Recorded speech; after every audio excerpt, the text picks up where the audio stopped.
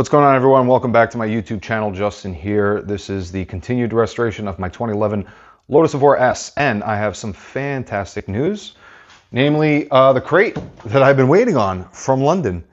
It's finally here. It showed up late this week. It's now the weekend, and I haven't had a chance to unbox it yet, so I'll be doing that on video. But first, I wanted to go over some of the challenges that I've had with even just getting this thing shipped here. It's been a long time in the waiting. It was actually 95 days from when I started the dialogue with the parts dismantler over in the UK, and then just a hell of a hassle with the shipping company. So I'm just going to overview all of that and then do an unboxing and kind of show you what I'm going to be dealing with in the next coming couple of months. So stay tuned. I'll be jumping right in. Thanks. All right, so if you watch my earlier videos, you know that I got a front subframe that was basically lit on fire and destroyed before it got shipped out to me. So I bought it from an eBay seller that was dismantling a Lotus Evora out in California, and they didn't describe the part that I was getting, so when it showed up, pretty disappointed. It was also $1,654, so for the price I was paying, I would have expected a little bit better. But regardless, they had a lot of other parts that I was potentially going to buy from them and try to work out a deal with them, but they weren't really the reasonable type. They didn't seem like they wanted to strike a deal, and then also the first part that they sent me was defective, so I sent that back. I actually had to go through eBay to get the rest of my money back because originally they only refunded me part and not the shipping, which was $300, which they also overcharged me on because the actual shipping costs were like $115. So anyway, left a really bad taste in my mouth, and I'm like, you know what? Let me reach out to this guy in UK that I saw like on one of the forums, and I'm like, I'm just gonna reach out.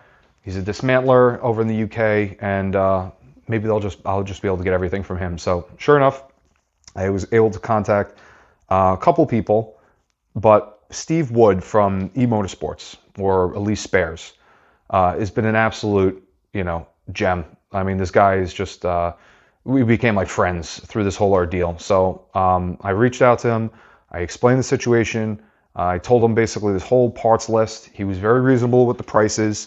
And basically what he had explained to me is they're like 10 factories or 10 buildings or whatever away from the actual Lotus factory, and they, I guess, buy their seconds or maybe cars that are lemons. I'm not too sure, but they dismantle them. So they're new cars, and they just pull them apart and they sell them as used parts. And so sent them the whole list. He compiles it together. I'll go over it, but basically that's the contents of this crate. Is just the whole list of everything that this car is going to need. It's basically a whole front clip off of an Evora. And so it's the 400 bumper, for example. I didn't have to do the clam. I have the clam being refinished by one of my friends, Tyler. But like any of the trim, the fender line, like all the wacky parts, any little pieces that I was missing, I just put it on a spreadsheet and sent it over to him. So a little bit of back and forth. That dialogue started back on December 11th. And so that was 95 days ago from when I actually got the shipment. But the guy was an absolute sweetheart, put everything together, crated it for me for a fee, right? But crated it, and then we were trying to work out how to ship it over. And now this is like January time frame. Shipping costs start to rise. He was having problems getting a reasonable rate. So I got the dimensions of the crate, and I put it on Shipley, right? So there's two main auction sites that you can use for shipping coordination. It's, I think, UShip and Shipley. There's probably a couple other ones, but I just used Shipley. I threw it up there. And one of the things I learned in this experience from even trying to transport the Evora, don't post on multiple of those types of auctions because they all use kind of like a universal or global whatever messaging board. And so they'll put like a wanted ad up there for somebody to, they basically broker the shipment. And somebody will go and accept it for whatever they want to make. So if I said I want to ship it and I don't want to pay more than $1,000, they'll broker it out, and then they'll say, we'll pay you $750, the shipping company X, if you send this over to here. So they make $250. The actual shipping company that's doing the heavy lifting makes $750, and Bob's your uncle, right? I posted it. I was getting kind of outrageous numbers. $3,000, $2,500. The lowest bidder, I went with, unfortunately. This guy basically promised for $977. So it was Transcar Go, and it was an absolute nightmare. And I should have believed the feedback, because some of the feedback was somebody saying, I have no idea how my shipment even got to where it needed to get to, but it got there, and there was no communication. And if that was it, I would have been okay with it. But what wound up happening is I feel like I'm a nuisance, because I'm just like, where is this? Where are we with this? And I'm not asking every day, but like 2 weeks would go by and I wouldn't hear anything. And so I don't even know how many hands this crate exchanged, but I was getting emails from like Optimal Shipping Company and Organge Box and Transcargo and United Shipping, whatever. Like, just I can't even, like, they're all jumbled names, and it's like you put them into ChatGPT and it crapped out a shipping company name, and that's who was handling the shipment next. So it got on a vessel. I gave them power of attorney like twice to basically handle the customs forms and whatever. And it's on a ship. And I had to fight. I had like, this email chain was absolutely ridiculous. I basically had to like tell them what to do. There was mass confusion. They weren't talking to each other. It was just an absolute nightmare. So a lot of overhead for, I thought was going to be $960. So at the end of the day, I figured I'm getting a great deal. Maybe this will all be worth it. I'm hoping, because I did pay for a protection package, that nothing's broken inside. But we're going to find out tonight. So anyway, it gets shipped. It's on the ship. It lands. And then I get an email saying the customs form wasn't filled out correctly. You're getting charged $650 in tariffs. So the quote that I got, I'm just going to go over this, was $977 originally. All right, that wasn't including tariffs.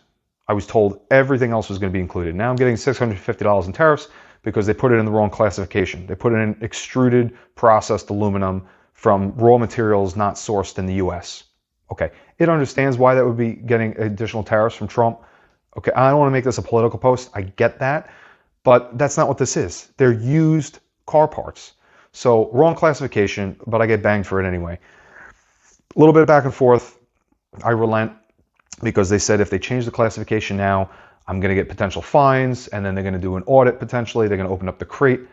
I'm like, you know what? $650, fine. So then they send me the rest of the bill. I'm going to break it down real quick, and then we'll get to the crate, I promise. So for the original shipment, it was $70 in the protection plan, $227 for booking deposit, and then $680 to ship. That was everything except for the tariffs. Okay, so that's $977. From the company that handled it once it landed in the US, $680. Oh, I'm sorry, $540 US door delivery and port charges. Custom clearance, flat rate, $175. Okay? Bonded fee, $75. Customs fee, flat rate, $200. I don't understand that. ISF bond fee, $150. Bond fee, $85. Other, $35. No idea what that is. Duties and taxes, $641.01, plus $75 in processing fees, plus another $50 processing fees using my credit card. So you're talking $2,878, then another $75 in processing, then another $50. So you're talking almost $3,000. $3,000 to ship this crate. Okay, look at this crate. It's big, but it's not that heavy. I moved this myself. I got this in a Home Depot truck that I rented late at night for 75 minutes. I went all the way to my job, pushed it in the bed myself, and then brought it home. My lovely wife was able to help me unload it when I got home, just because I wanted to make sure that nothing fell over. I did it myself, okay? Had I known what this was, I would have just went to the port and picked it up myself, and I would have saved myself probably $600 something or $700. I should have just did that. But this is the first time doing it, so let that be a learning lesson for somebody else. Just do it yourself. Go to the port and pick it up. If it's not a huge box, but I mean, it's in a crate. I had no problem moving it with a Home Depot truck. It was $20 for the Home Depot truck. So anyway, and yeah, to add to that, why I went to pick it up from my job, it needed to go commercial. They said they won't do a forklift or a lift gate. So I had to supply either. And so I said, yeah, we got a forklift. And we didn't, but they had a ramp, and I just literally, they was pushed out of the truck. And that's it, over a ramp. There was no forklift even needed. But they wanted another $500 on top of that if they were delivering to residential, because they wanted a lift gate and they wanted to charge extra for that. So at least saved $500 by picking it up myself. So that's my rant. Sorry for being a little animated, but this is just a disaster. And I'm just happy it's here. And I'm going to start unboxing it so I could see if this whole thing was actually worth it. Because right now I haven't really saved that much money on these parts. I probably could have gotten most of these parts new for what it got used, plus the shipping and tariffs that I just got charged. But I'll do a breakdown at the end. I'm obviously a little bit over budget from what I expected, but such is life. That's project cars. So anyway, I'm going to stop the video. I'm going to grab my screwdriver. I'm going to climb on top of this thing, and I'm going to take the top off, and then we're going to start going over the actual contents. So stand by for that.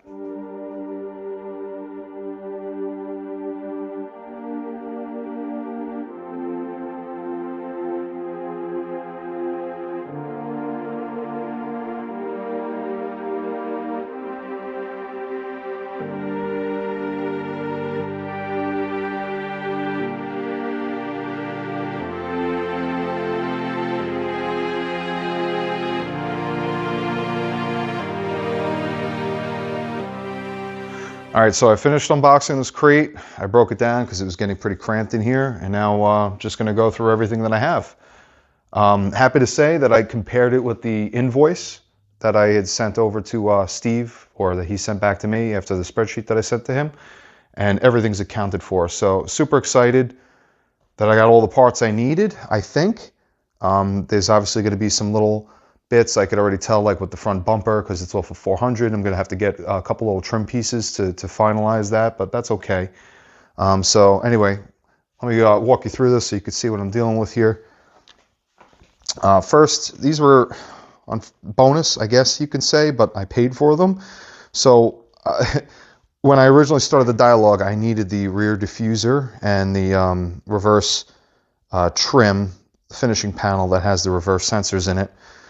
But I have new ones on there now. So I got these off of the 400. Those are plastic. This is probably FRP. So yeah, I paid for it. I'm just going to have to sell it and recoup. That's fine. You know, honestly, this one went for so long, I guess I just lost track, and so be it. I did get a replacement wheel for the one that was cracked. So I'm going to have a full set. They're all in similar condition. These are obviously all used, but they look great.